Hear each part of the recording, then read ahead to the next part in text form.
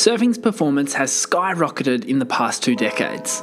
With the constant improvements in technology, wave forecasting, and increased participation in the sport, you'd be forgiven for thinking that the upper limits of surfing's potential have already been reached. But as surfers continue to push these limits, one is left wondering, how do they do it?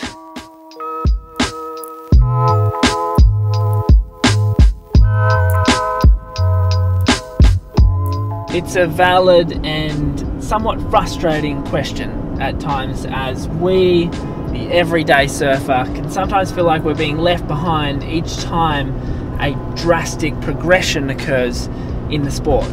But as part of the Surfer's Body series that Ryan and I have been investigating those external factors outside of surfing, which may be the stimuli which cause these crazy advancements in surfing performance. Today we're dissecting one of surfing's most important elements, its balance. If you're new here, this is How to Rip's Lesson of the Week, a show where we release 2 new surf tips every single week. Make sure you subscribe to the channel now. If you want to come and surf with me, I'm over on Instagram and YouTube at Kale Broccoli. Let's get into it.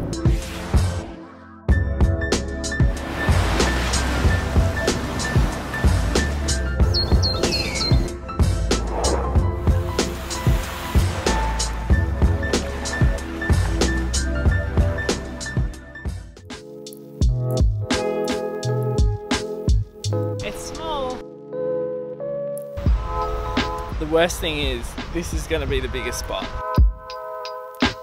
Let's first discern what balance actually is. Balance is defined as an even distribution of weight, enabling someone or something to remain upright and steady. This is pretty obvious. It's you, me, being able to stay upright on our feet on the surfboard. I think balance's broader definition actually gives insights into its importance in surfing. Balance is a situation in which different elements are equal or in the correct proportions. This is where balance truly comes from. Not just from sticking out your arms to the sides or rocking back and forth between your legs, but rather an overarching homeostasis between various parts of the body linked together with a strong and well-functioning inner unit. A lack of disproportion in one's approach to each and every wave.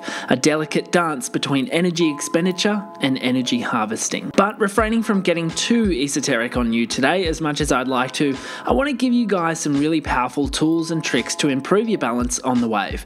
It's going to be a little bit of hard work, but I think the results will be absolutely worth it.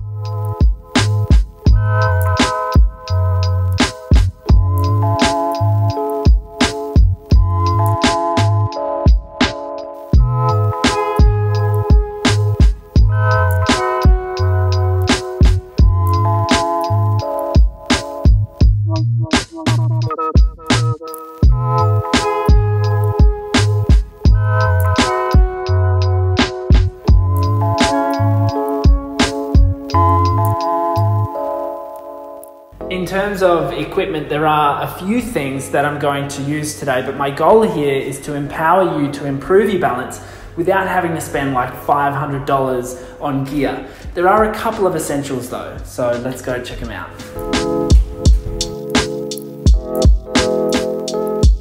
Balance in surfing is going to come mainly from a strong, well-functioning core. There are many exercises we can do to promote the activation and strengthening of our core muscles. However, many of them miss the boat in terms of their relevance to surfing, and this is simply because surfing is performed on an unstable, constantly changing surface, and thus our on-land exercises, ideally, should be also conducted on an unstable surface to match. It's these unstable surfaces that force the recruitment of our entire body's musculature in synchronization as opposed to the isolated muscle activation that we're taught. And that's not really a reality in surfing, and that's why I love these sort of exercises, because they force that holistic activation of the entire body. The first exercise that I want to do is called the balancing banana, and it's right here on the Swiss board.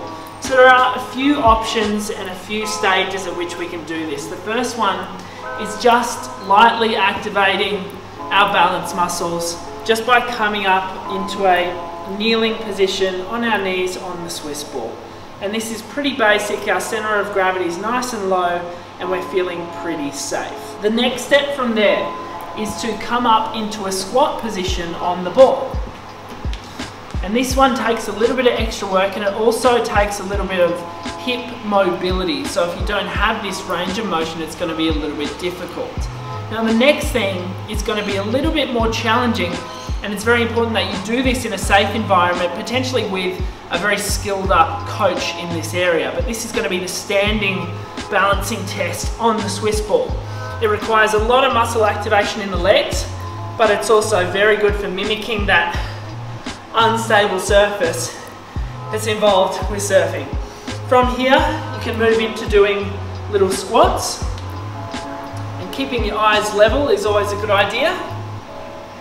And then the last option, and Nick's going to come over for this one, is to actually throw a ball between you. So Nick's going to throw the ball to me, I'm going to catch it, and I'm off. So that's one example. The final stage of this exercise is to actually add a small weight. And again, don't do this unless you're feeling very confident up on the ball. So I'm going to get up with the weight and use it as a bit of a stabilizer. So only a 5 kilo dumbbell here. And I'm going to use it as a bit of increased intensity. And I'm going to swap arms and do it again. Very good for mimicking the surfing musculature needs. Fucking awesome.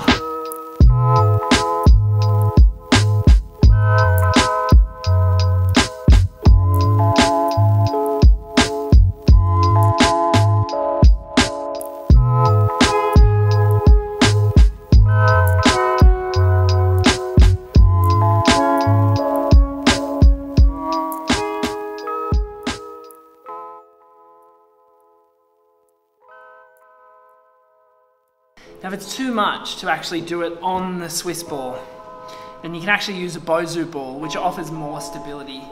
Let me show you. Basically, we can go straight onto our feet here and do our balancing movements just on this. A lot more stability and just more of a beginner example.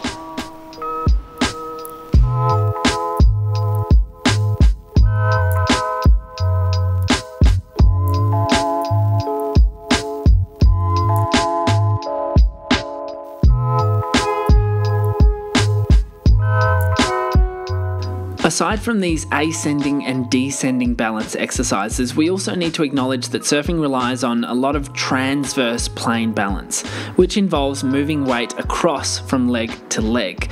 It takes a lot of work to build up the strength required to perform maneuvers like this with effective technique and without getting injured. So let's dissect this movement now.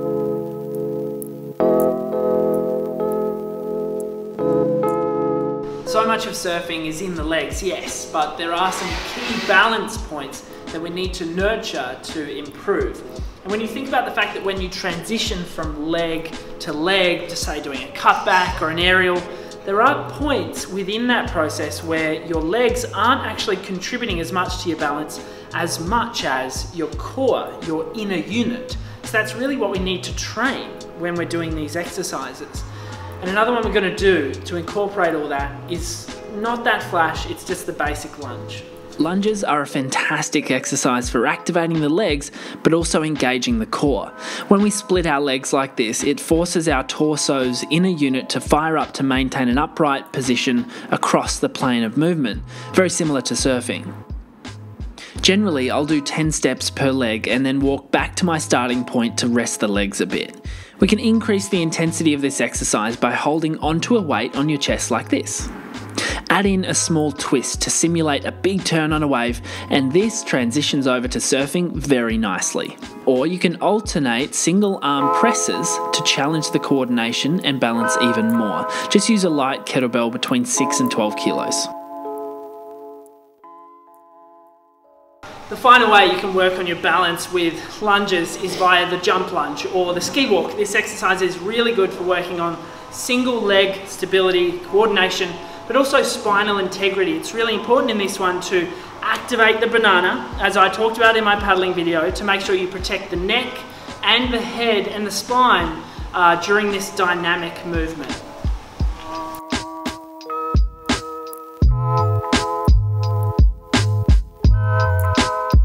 Many of the exercises we've gone over today have focused on standing balance, but what if you're not there yet and are really trying to focus on balance when taking off on a wave? Taking off is a sticky point for a lot of beginner surfers and advanced surfers as well. So if you are feeling like you've got the takeoff down, just stick around because this will benefit you too.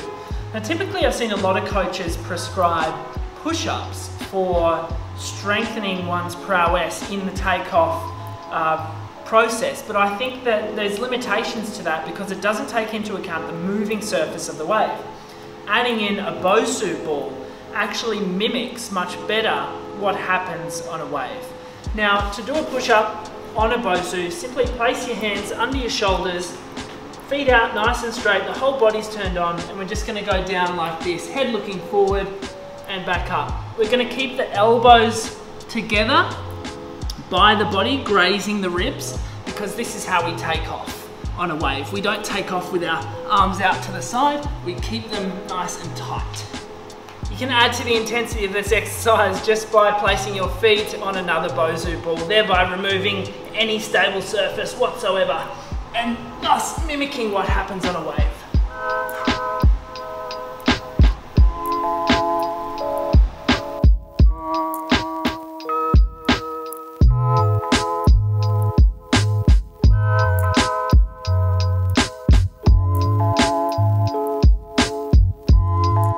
That, unfortunately, is all we've got time for today for this episode of How to Roots Lesson of the Week. Be sure to stay tuned to this series because in the Surfer's Body Balance Series Part 2, I'm going to go even more in depth into things we can do to improve our balance. Remember to subscribe to the channel, hit the like button, comment below and let me know what else you want to see on the channel, and make sure you come and join me, come surfing with me on Instagram or YouTube at Kale's Broccoli. I am sweating up a storm. So I'm going to go and have a dip in the ocean. I'll see you guys in the next episode. See ya. Coming up next week.